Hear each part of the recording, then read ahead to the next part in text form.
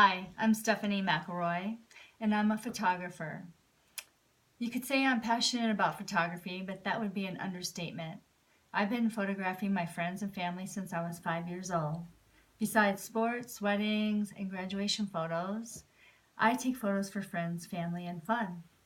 When I first started taking photos, it was really expensive. I had to be selective about taking photos. I learned several tricks and I have found several ways that photos enhance my nursing practice and benefit my patients. According to well-known French photographer Bruno Barberi, photos are the only language that can be understood anywhere in the world. I'm going to share with you several ways I use my photos to enhance my practice and 3 easy steps to make your photos better. In pediatrics, photos provide improved communication that is more effective than just words. Not only can we document an injury with photos, but with permission, we can share this with parents, staff, and help with determining the best response for a child. In mental health, photos are your history. They provide a feeling of belonging, and they are used in therapy to help kids cope with difficult situations like divorce or loss of a loved one.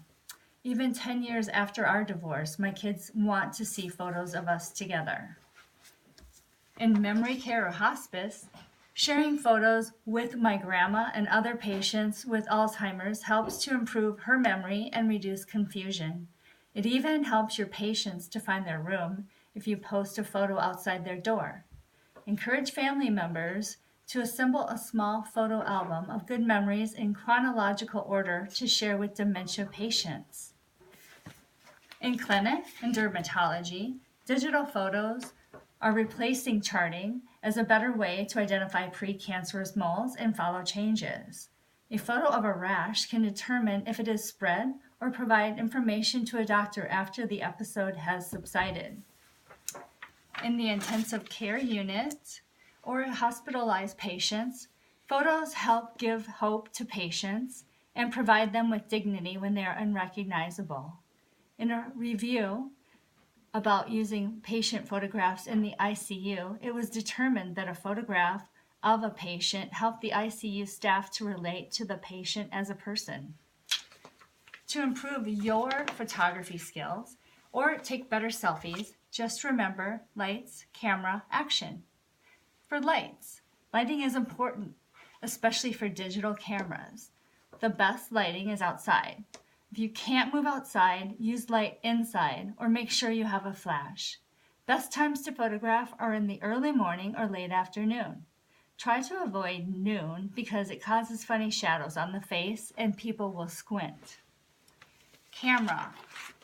Hold your camera steady and keep your hands at your side or use a tripod.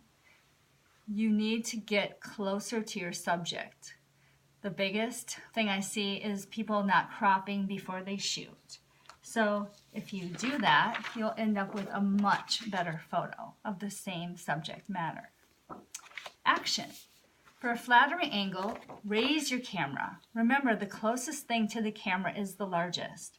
Make sure to turn to one side and point your shoulder towards the camera.